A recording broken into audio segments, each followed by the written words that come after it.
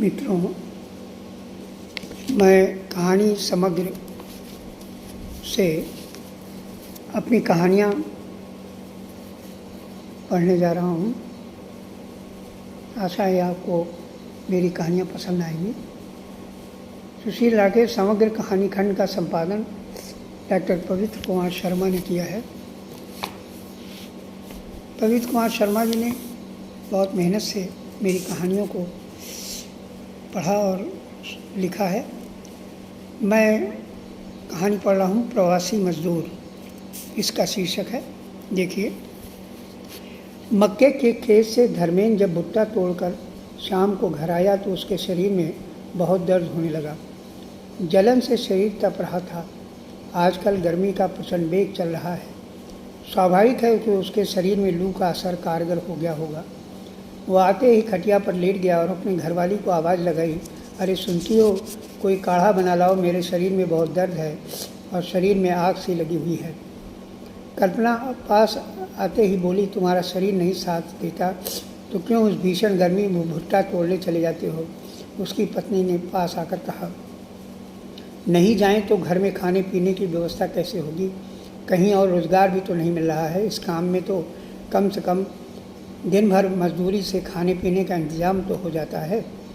कल्पना सुनकर काढ़ा बनाने चली गई। थोड़ी देर में गुरुच व तुलसी की पत्तियों का काढ़ा बनाकर ले आई। वह पीकर चुपचाप खरारी खटिया पर आराम करने लगा। धर्मेंद्र जब से अपने गांव लौटा है वह यहाँ के प्रवासी मजदूर बनकर रह गया है। अब तो अपने ही गांव में ही भूमिहीन मजदूर हो गया। यहाँ उसके पिता भूमिधारकों से लगान पर खेत लेकर फसलें किया करते थे। बड़े सहूलियत से घर का काम चलता रहता था। या यूँ कहा जाए कि परिवार के लालन पालन में कोई कमी नहीं थी। वह भी अपने पिता के साथ खेती में हाथ बटाता रहता था, पर नगद के नाम पर हाथों में रुपए की कमी उसे सदैव खला करती थी। खाने पीने के अलावा भी जीवन को चलाने के लिए रुपए की आवश्यकता पड़ती है, जिसकी व्यवस्था करना कभी कभी कठिन हो जाता है। लगान के खेतों से परिवार के खाने पीने की व्यवस्था हो पाती है। नगद रुपए के लिए गल्ला बेचना ही पड़ता है। उस समय उसके परिवार में कुछ 7 प्राणी थे जो भी कामगार थे। वह पिता के साथ खेतों में ही काम किया करते थे। पिता परिवार को एक सूत्र में गूंथे रहते थे। 2 बहनें 3 भाई थे। बहनों और दोनों भाइयों की शादी पिता ने कर दी थी। धर्मेंद्र तीसरे नंबर का उसका सबसे छोटा लड़का था। उसका विवाह होते ही वो अपनी पत्नी के साथ बेंगलुरु चला गया। पिता ने बहुत रोका, किंतु धर्मेंद्र ने नए ज़माने को देखते हुए उसे निर्णय लिया कि लगानी की खेती में काम नहीं चलेगा। उसके लिए ज़रूरी वह मेहनत मशक्क़त करके अतिरिक्त रुपयों की आमदनी सुनिश्चित करे। और बेंगलुरु चला गया। वहाँ फल का विक्रेता बन गया। उसकी फलों की बिक्री से अच्छी आमदनी होने लगी और उसके परिवार के में 9 लोगों की बढ़ोतरी हुई। अब उसके परिवार में 11 सदस्य हैं। वह अपनी उम्र की अच्छी ढलान पर आ चुका है। कोरोना वायरस के फैलते ही संपूर्ण देश में लॉकडाउन हो गया। उसकी दुकान बंद हो गई। 80 दिन के लॉकडाउन में उसकी जमा पूंजी सब समाप्त हो गई और अपने परिवार की बदहाली पर 30 वर्ष बाद वो अपने गांव वापस आ गया। वो उठा तो अंधेरा गहरा गया था। उसकी घरवाली ने उठते ही हालचाल पूछा और चाय बनाकर ले आई। धर्मेंद्र को कुछ आराम मिल गया। वो चिंता करने लगा कि आगे खाने पीने की व्यवस्था कैसे की जाए। कल्पना सब बच्चों को खाना खिलाकर खाली हो गई थी। वो आकर खटिया के पास बैठ गई। कल काम पर मत जाना, तबीयत ठीक नहीं इसलिए आराम करना, जब ठीक हो जाए तब जाना। वो बोली, खाने पीने की व्यवस्था कैसे होगी? एक बहुत बड़ा सवाल इस परिवार के सामने था। यहाँ तो एक एक दिन गुजारा करना कठिन हो गया था। उसी समय धर्मेंद्र के मोबाइल पर घंटी बजी। वो मोबाइल पर बात करने लगा। फ़ोन बेंगलुरु के एक मित्र का था। राम जुहार के बाद उसने अपने दोस्त को यहाँ का हालचाल बताया, अपनी सारी परेशानी का हवाला दिया। उसके दोस्त ने सलाह दी कि तुम सब अपने परिवार के साथ वापस आ जाओ। यहाँ के हालात ठीक हैं। तुम्हारी फल की दुकान वैसे ही बंद पड़ी है, खुल जाएगी तो काम शुरू हो जाएगा। बेंगलुरु गांव में ही उसकी दुकान थी। वह अपने मित्र को सौंप कर वापस अपने गांव इसलिए चला आया कि यहाँ अपने लोग हैं, अपना प्रदेश है, एक दूसरे से मिलजुल कर काम चल पड़ेगा। फिर इतनी दूर दूसरे प्रदेश में जाने से क्या फ़ायदा? वो सोचने लगा। राशन कार्ड बनवाने गए थे, उसका क्या हुआ? कल्पना ने उसके ध्यान को तोड़ते हुए कहा, कोटेदार ने राशन कार्ड बनाने से मना कर दिया। जब तक राशन कार्ड नहीं होगा वह राशन भी नहीं देगा। राशन कार्ड होना ज़रूरी है। कल्पना ने हाँ, उसी कार्ड पर चीनी, चावल, दाल, गेहूँ मिलता है। उसका कहना है कि यहाँ अब तुम्हारा कोई आधार नहीं है, आधार कार्ड के बिना तो कुछ भी मुमकिन नहीं है। वो बोला, तब क्या होगा? घरवाली ने कहा। प्रधान ने यहाँ भी गया था, उसके मनरेगा में रोज़गार देने से मना कर दिया। कहने लगा कि प्रवासी मजदूरों को रोज़गार नहीं मिलेगा, पहले यहाँ के रहने वाले मजदूरों को काम देंगे। कुछ समय तक दोनों आपस में बैठे बातें करते रहे। जब कोई हल नहीं निकला तो यह कहते हुए ज़मीन पे बिछी हुई चादर पर लेट गया और कहा कि होई है सोई रो राम रचि राखा। अगले दिन सुबह धर्मेंद्र देर से उठा। शरीर में अभी भी दर्द का अनुभव कर रहा था। बच्चे सुबह से ही खेलकूद में व्यस्त हो गए थे। कल्पना उठा हुआ देखकर चाय बना लाई और दोनों ही साथ मिलकर बैठ पीने लगे। धर्मेंद्र को आज चाय के स्वाद में कड़वापन लग रहा था, जैसे उसमें चीनी के स्थान पर कड़वी वस्तु डाल दी गई हो। मन मलिन हो गया, जीभ पर अजीब कसैलापन चटक रहा था। अपने गांव, अपने लोगों के बीच लौटकर बहुत बड़ी गलती कर बैठा है। उसके भाई बंधु उसे फूटी आँख भी देखना पसंद नहीं कर रहे हैं। इधर वह जब से आया है अपने भाइयों के दरवाजे जब भी गया सबने मुंह बनाया और ताने भी कसे। वह इन सबसे व्यवहार पर सोचता रहा कि मैं गांव में शादी के बाद से ही बाहर चला गया और इस बीच इन लोगों से कटुतापूर्ण बातचीत भी नहीं हुई। ये समझ नहीं पा रहा कि लौटने पर वह इतना बिलगाव क्यों कर रहे हैं। मैंने इनका क्या ले लिया है? इस कोरोना संक्रमण काल में शारीरिक दूरी का ही बस पालन करना है, पर ये सब तो अछूतों जैसा व्यवहार कर रहे हैं। मिलना जुलना, उठना बैठना, चौपाल में एक साथ बैठकर बातचीत करना भारतीय गांव की संस्कृति रही है, पर कोरोना काल में सब खत्म हो चुका है। लॉकडाउन के काल में सब में अलगाव बिलगाव की संस्कृति ने जन्म ले लिया है। उसे बहुत दुख हो रहा है कि वह हमारी इस गाँव की भारतीय संस्कृति का पतन है। सोशल डिस्टेंसिंग भारतीय समाज के लिए घातक है और सारे मानवीय प्रेम में बहुत दूरियां हो जाएंगी। वो एक अलग तरह से चिंतन में बहते हुए सामाजिक संबंधों की गहराई में डूब गया था। इतने में कल्पना ने उसके चिंतन को भंग किया। बुरा न मानो तो एक बात कहूँ। वह अर्श से फर्श पर आ गया। बोलो, बुरा मानने की क्या बात है? तुम बीमार हो। मेरे मन में एक विचार आया कि मेरी सोने की चेन को बाजार में बेच आओ तो बच्चों के लिए खाने पीने का इंतजाम हो जाए। वह फिर व्यवस्था के चिंतन में घुमड़ने लगा और कहा, अच्छी तरह से समझ लो, मैं दोबारा न बनवा पाया तो दुखी मत होना। नहीं होंगी ऐसी चीज़ों तो मौके की नज़ाकत को देखते हुए काम आती हैं। इस समय गले में पहनने से तो अच्छा है कि बच्चों के खाने का इंतजाम किया जाए। वह बोली। कल्पना नन्हे नन्हे बच्चों की माँ है। उसे बच्चों की भूख बहुत छटपटा रही होती है। वो भौतिकवाद की विरोधी भी नहीं है तो समर्थक भी नहीं है। वो बच्चों की करिश्माई अटखेलियों से खुश होती है और यही उसकी आत्मा की विशेषता है। वह चाहती है उसके बच्चे छक्कर भोजन का रसापान करें। भौतिकता का उथलापन उसके बच्चों में अभी से घर न कर सके। वो अपने संबंधों की धज्जियाँ नहीं उड़ाना चाहती। वो ऐसी माँ है जिसे भारतीय आत्मा बसती है। उसने धर्मेंद्र से कहा कि बाजार से लौटते समय 15 दिन का गल्ला लेते आइए, जिससे बच्चों के खाने से वंचित न होना पड़े। धर्मेंद्र को अपने गांव में मिलने वाली सरकारी योजनाओं का लाभ न मिलने पर वह बहुत कष्ट में है। वो इसी गांव का है, पर बाहर के रहने के कारण इस गांव में उसका अस्तित्व समाप्त हो गया। लॉकडाउन ने उसे कहीं का न छोड़ा।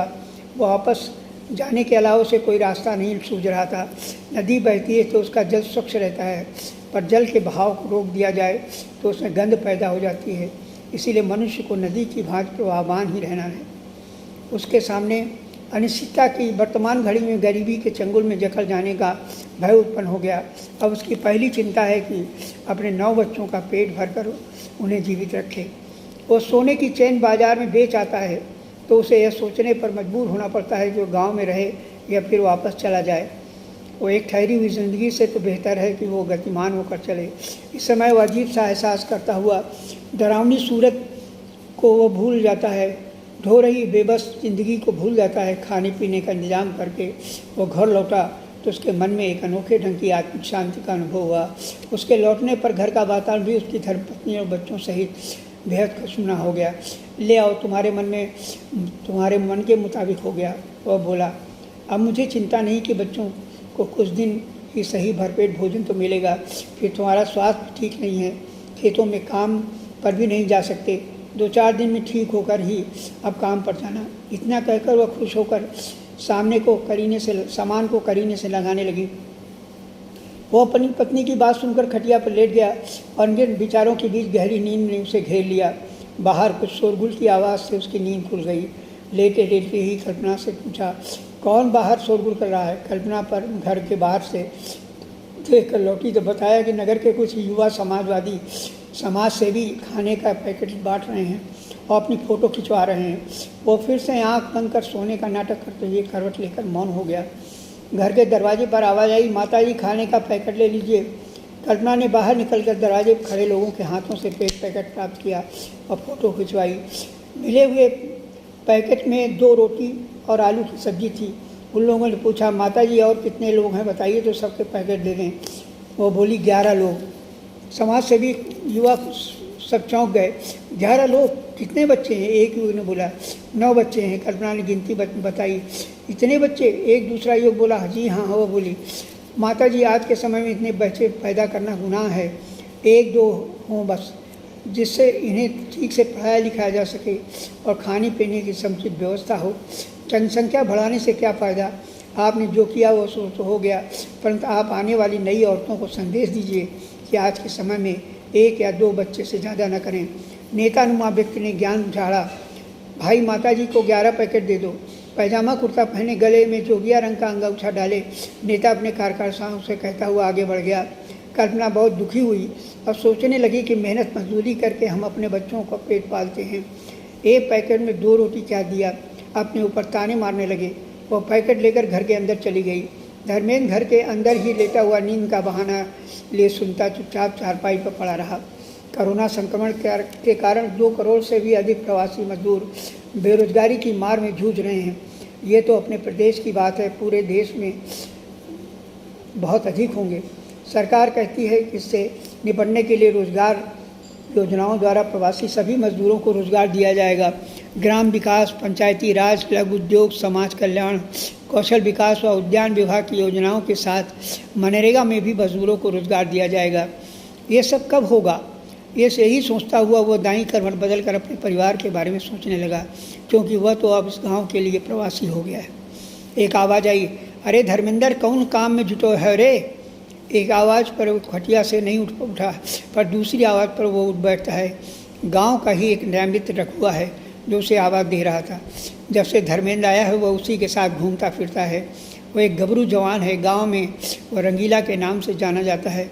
वो काम करते हुए फिल्मी धुन में डूबा रहता है, जैसे उसे कोई परेशानी ही न हो। जब भी धर्मेंद्र से मिलता है तो बड़ी खुशमिजाजी से मिलता है। कई खेतों में भुट्टा तोड़ने का काम धर्मेंद्र को इसी ने दिलाया है। बहुत ईमानदारी तक रहम दिल लड़का है। दरवाजे से बाहर निकलते हुए धर्मेंद्र बोला, जय राम जी रघु भैया।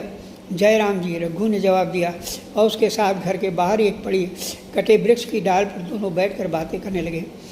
खाइबे पीवे के सामान तो है ना? रघुआ बोला, हाँ यार, बस राम जी की कृपा है। मनरेगा वाले के पास तो कोई काम वाम है नहीं। एक ही तालाब को प्रधान जाने कितनी बार खुदवाए चुके हैं, कहाँ और काम करे, बहुत समस्या है। हमारे गांव में जब से मनरेगा शुरू हो तब से मजदूर तालाब की खोद रहे हैं। भलो होए इंद्र भगवान को की कृपा की तालाब को स्वरूप बिगाड़ देते हैं और प्रधान जी सही के ठीक करवई में बहुत रुपया गटक जाते हैं। रघुआ की इस बात पर धर्मेंद्र केवल मुस्कुरा देता है। जानत हो यार, लॉकडाउन में टाइम मनरेगा के तहत गांव में मजदूरन को काम दीवे के लिए प्रदेश सरकार देश भर के 1 नंबर पे रही, लेकिन प्रधानन और अधिकारियों की चांदी हुई गई। प्रवासी मजदूरन को ज़्यादा से ज़्यादा काम दीवे के लिए प्रधानन को खुली छूट दी गई, लेकिन प्रधानन ने पुराने तरीके से गांव में काम करवाओ और खूब अपनी जेब भरी। रघुआ के एक लंबी चौड़ी हकीकत का बयान किया। मैं भी तो प्रधान के यहाँ गया था, उसने मनरेगा में काम देने से मना कर दिया। कहा कि प्रवासी मजदूरों को काम नहीं मिलेगा, पहले यहाँ के मजदूरों को काम दिया जाएगा। लगता है कि इनकी अपनी सेटिंग है, इसीलिए प्रवासी मजदूर को किसी न किसी बहाने से काम नहीं दे रहे हैं। धर्मेंद्र ने रघु को बताया, अरे यार, ये हर जगह तो कमीशन की मैराथन दौड़ है, सबको हिस्सा क्यों है? हिस्सा बांधो है। प्रधानों को बहुत जगह कमीशन देन पड़त है, अपने खर्चा के अलावा ब्लॉकों में देन पड़त है, तब कहूँ जाए के मास्टर रोल मिलत है। इसलिए प्रधान मजदूरी बढ़ाए के काम चलात है। यार हर प्रवासी मनरेगा में काम नहीं करीबो चाहत हैं, कहे कि जहाँ मजदूर फरुआ चलाई जात है वही काम कर पात है, स्किल्ड मजदूर इससे दूर भागत हैं। वह बोला, क्या करें यार, हम तो हर तरह कार्य करना चाहते हैं, पर जब कोई प्रधान काम दे तब ना। धर्मेंद्र कहता है, सही कह तो यार, हर जगह हमें पे धांधली है, बस जुगाड़ है तो काम मिल जाइए। पर मेरा तो यहाँ कोई जुगाड़ नहीं है, बस भुट्टा ही तोड़ना है। पर कब तक, यहाँ तो बच्चों को भरपेट भोजन देना ही दूभर है। अभी तो घरवाली के जेवर बेचकर घर का गल्ला ले आया हूँ, अब तो अभी नहीं है। धर्मेंद्र इस तरह से वापस आकर यहाँ फंस गया है। काफ़ी समय हो जाने पर रघुआ धर्मेंद्र से विदा लेकर अपने घर चला जाता है। 3 दशकों से धर्मेंद्र ने फल के कारोबार में जो रुपया एकत्र किया था उसको कोरोना वायरस ने कुछ ही समय में मटियामेट कर दिया। वह तो किसी तरह गरीबी से छुटकारा पाने के लिए घर से बाहर गया था, पर उसकी गरीबी ने उसे वापस लाकर वहीं पटक दिया। संक्रमण का विस्तार, जातिगत भेदभाव, गरीब धनिकता की खाई भले ही न देखता हो, लेकिन कोरोना के प्रताड़ित करने का असर कमज़ोर कंधों को विक्षिप्त कर देता है। धर्मेंद्र भी इसी में फंस गया है, न घर का हुआ न घाट का। धर्मेंद्र यही सोचते हुए घर में प्रवेश करता है, जो कल्पना के से सामना हो जाता है। यहाँ तो सब गांव वाले साहूकारों के कर्ज में ही जीना पड़ेगा। तुम इस तरह विचार करो, क्योंकि लाया हुआ खाने पीने का सामान कब तक चलेगा। कल्पना ने बहुत गंभीर मुद्रा में अपनी बात कही। ज़्यादा सोच विचार करने की अब जरूरत नहीं है। अभी रघुआ की बातचीत से यहाँ की व्यवस्था का भ्रम टूट गया है। यहाँ आपको भी रोजगार मिलने वाला नहीं है। ट्रेन के चलते ही हम सब अपने बच्चों के साथ फिर वापस चले जाएंगे।